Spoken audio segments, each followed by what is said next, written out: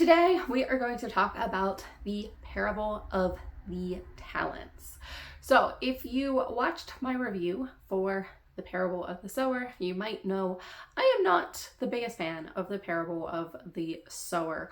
I thought it brought up some really interesting ideas and then didn't explore them as much as I would have liked for the story to explore them. I feel much the same way about the parable of the talents. There are a couple things that I think the parable of the talents did better than the parable of the sower, but overall, all of my complaints from book one continue into book two.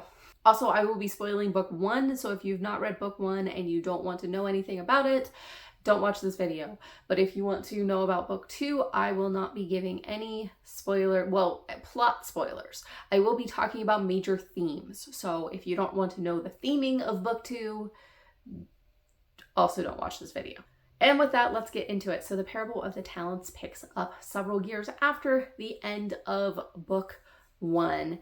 And our main character has set up her community of Earthseed, just like she was at the end of book one. But in the background in America, we have rising political and religious threat. So the political party that is coming to power is fueling and using fanatical Christianity to gain power. And because this is fueling fanatical Christianity, then fanatical Christianity is basically becomes more of the dominant version of Christianity. I don't really know. It's the only version of Christianity we actually encounter in the book, and they are actively attacking and suppressing those who do not follow their version of Christianity, who are not part of their group. This was one of the things that I thought was better than book one, because we actually had better motivations for our antagonist. In book one, our antagonist was basically the homeless drug-using horde outside, which I went over in my video on book one of why I have such a problem with the way our antagonists were set up, how it was basically just following stereotypes. This one, I actually felt like we had a lot more motivation for why our antagonists were doing what they were doing. And I felt like this book at least acknowledged that some people, some very well-meaning people, just got swept up in this movement. Although we didn't meet any of them in this book. We only met the really awful people in this movement. Which brings me to the second thing that I think this book did better. So at the beginning of each chapter, we often heard from another character. So we were not just seeing this world through Lauren's eyes. We got to see this world through Lauren's daughter's eyes, as well as her husband and I think another character. I'm pretty sure we got 3 new characters, but all of their voices sounded the same, so they might as well be the same person. And the person we heard from the most was Lauren's daughter, so we will just go with Lauren's daughter. That's one of my criticisms of the book, is just how much all of the characters seem to have the exact same voice. That's not even something that I usually notice or pick apart in books, but the fact that I can't even remember who the other characters were, or how their voice was distinguished, what was different about them. That's why I'm going, they're indistinguishable to me, and that's kind of a problem. Anyway, we get to see the book from Lauren's daughter's perspective. We get to see her opinions of Lauren. So Lauren's daughter is reading Lauren's diary and then filling in some of the blanks, things that Lauren didn't know about or didn't discuss in her diary, and also giving her commentary and critique. And that is the most interesting aspect. So we actually have someone, a narrator, who is critiquing Earthseed and critiquing Lauren. So book one basically was, the narrative seemed to be positive towards Lauren and towards Earthseed. And this book definitely is less positive towards Lauren and towards Earthseed, which I really appreciated getting another perspective on it. However, I have a few issues with the way it was presented here, and then just some commentary again on book one. So part of my issue with book one was like by the end of the book, I felt like it was saying that you have to have religion in order to be a good person. And this book definitely challenged that, but I don't know how I feel about having an entire book where that narrative is barely challenged. Like, I know people in real life who think that's true, that you need religion in order to be a good person. So to have like an entire book where we basically like don't even challenge that at all, I'm not sure how I feel about that. But then this book does challenge it, but I'm also not sure how I feel about the way it goes about challenging it, because basically, so it kind of calls like both of them. So like this radical Christian group is a cult and they are terrible, but also Earthseed is a cult. This one had, Earthseed had way more cult vibes than this one, but you know, she was actually had a whole commune, so you know, makes sense. In the first book, she was just trying to build her religion. So, I mean, it makes sense it has like less culty vibes, but I mean, even in this one, something happens and then she has to like, she's trying to like gain more followers again. And she literally has a conversation with the side character, which is another problem. I don't even remember the side character's name, and most of the side characters are not like well developed or that important to the story, other than like they pop in and out of Lauren's life when it's necessary for the plot. So Lauren is discussing Earthseed with like a fellow follower of Earthseed, and they are discussing how to make Earthseed appeal to the most people.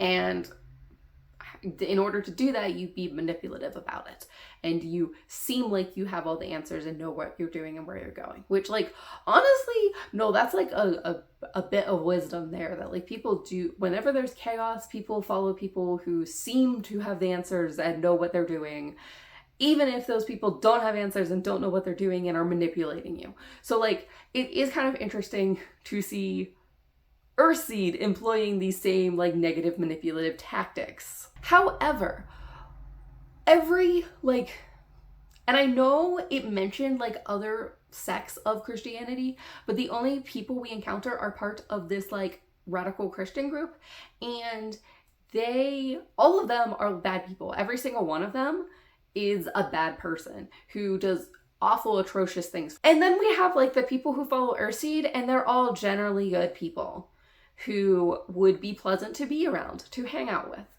And including, like, we have adoptive parents in the Christian movement, and they are horrible and abusive. And then we have adoptive parents in the Earthseed movement, and they are selfless and loving and great parents. So while I get this book as being more critical of Earthseed and even outright calling it a cult,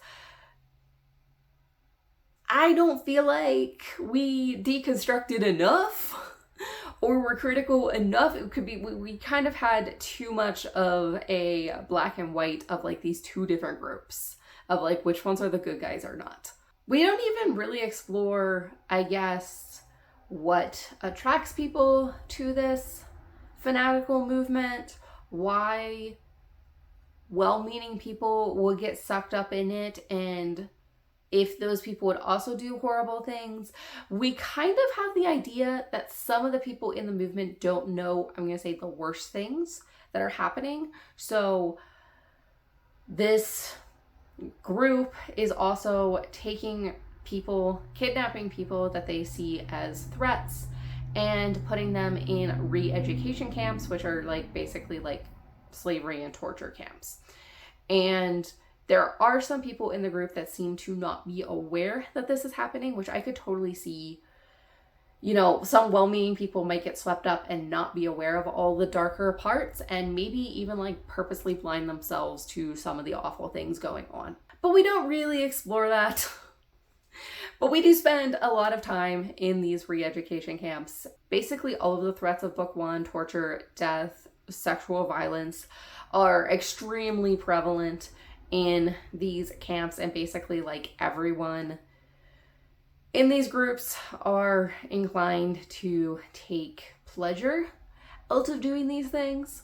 which also brings me to the sharing or hyper empathy aspect of these stories. I'm not really sure why that was in these stories. It was kind of interesting in book one, and then they didn't really go as far into it as I expected them to in book one. And by like the second half, it kind of seemed to like drop off and wasn't as important to the story.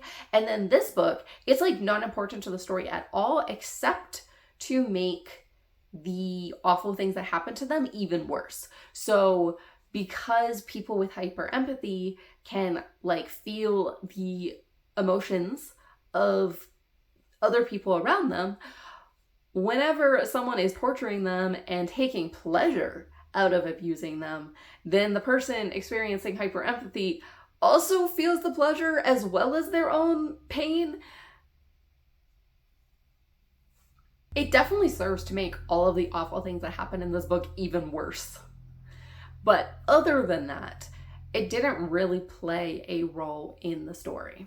I overall feel like, I'm going to say the setup or the dystopian aspects of this book to me do make more sense than the dystopian aspects of book one, which I felt like we didn't really get like what was causing these things. At least this one, we understand like people's ambition and fueling negative parts, fueling the like worst parts of humanity is how we ended up here. I could see maybe this is an exaggerated form of something that could happen in the US, but like it's not so out there. Like book one, I was just kind of like, I didn't really understand how we got to where we were. That's when I was like, okay, I can go along with this. I buy this premise. By the ending was actually like quite hopeful, and I was almost not buying the end of this book for like as much as we've been throughout this book.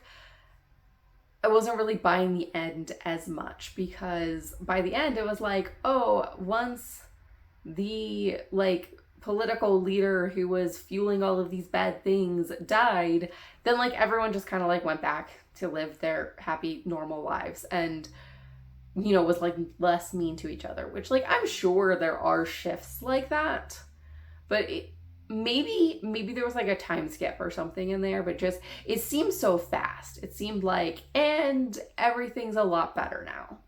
On top of that, by the time we get to the end of the book, so like throughout the book, I was kind of enjoying Lauren's daughter's perspective, and I was like, you know, really curious to see, you know, what made her have that perspective, and, you know, seeing more of her story unfold. But by the end, I don't really like any of the characters in this book. She was still the most interesting character, and she's probably the one I sympathize with the most. But all of the characters in this book kind of suck. Okay, but the most interesting aspect of this book was, so in book one, Lauren would dress as a man as she was traveling and, you know, walking in these like really dangerous situations because she felt less vulnerable that way. And in this book, we had a line that like almost indicated that she would continue to dress as a man even when it wasn't necessarily something that like made her feel less vulnerable. It was just like what she did now.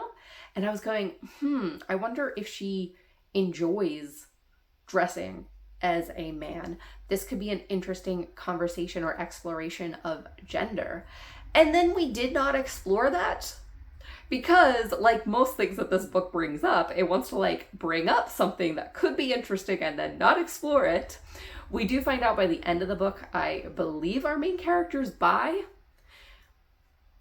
And then we just move on. That's not a spoiler because it does not affect the story at all whatsoever. So yeah, I kind of have mixed thoughts on this book, as I did with book one. I don't think I will be rereading this series, but I could very easily see this series being one that would, you know, strike me different at different places in my life. And, you know, maybe in another 5 to 20 years, I will be a different person, as I'm a different person than I was 5 years ago. And maybe I will be curious again and read it, and I'll be in a place in life where like this book speaks to me. It's not currently speaking to me. But those are my thoughts on the Parable of the Talents. Let me know your thoughts in the comments, and I hope to see you in another video. Happy reading!